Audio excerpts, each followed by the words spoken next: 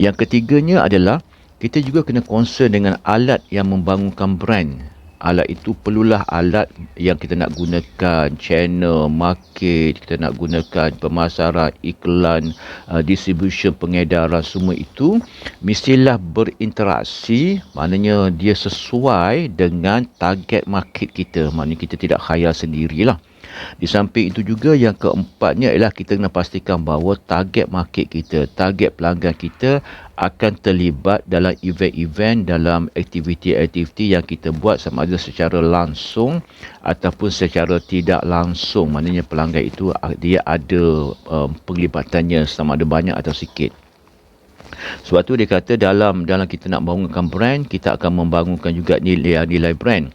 Dalam yang kita nyatakan tadi bahawa kita nak bangunkan nilai brand yang diulang balik tadi, produk yang pertama, yang kedua customer experience, yang tiga komunikasi, yang keempat behavior.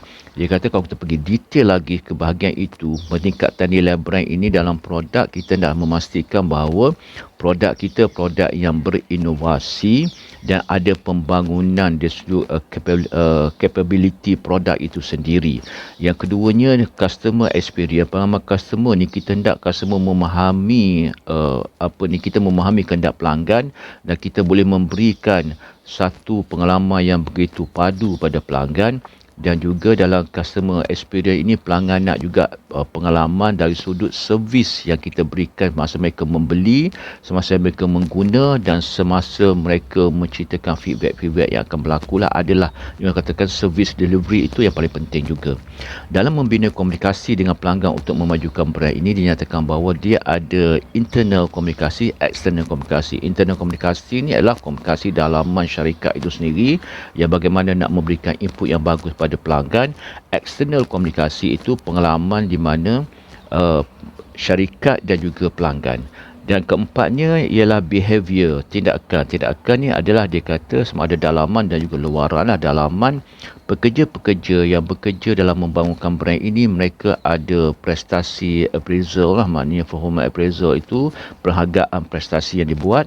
Di samping itu leadership, management yang terlibat, pengurusan yang terlibat dalam pembangunan brand, peningkatan brand ini juga mestilah pengurusan, management yang memahami kehendak brand dan juga memahami kehendak pelanggan itu sendirilah, supaya mereka bukannya ada jawatan tapi tak tahu nak buat apa.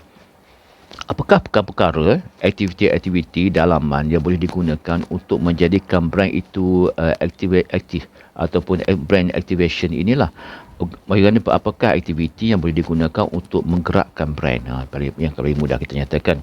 Diberi ada lebih kurang 10 aktiviti yang perlu kita laksanakan dalam membangunkan brand. Pertamanya, aktiviti yang pertama kita laksanakanlah apa saja aktiviti secara umumnya yang boleh membangunkan brand di mata pelanggan. Yang keduanya adalah kita mahu memperkenalkan produk-produk yang menggunakan brand tersebutlah, sama ada produk yang berkaitan dengan line, produk yang bukan sama ataupun produk yang berbeza tetapi pada brand yang telah kita bangunkan. Yang ketiganya adalah kita meletakkan dalam apa saja aktiviti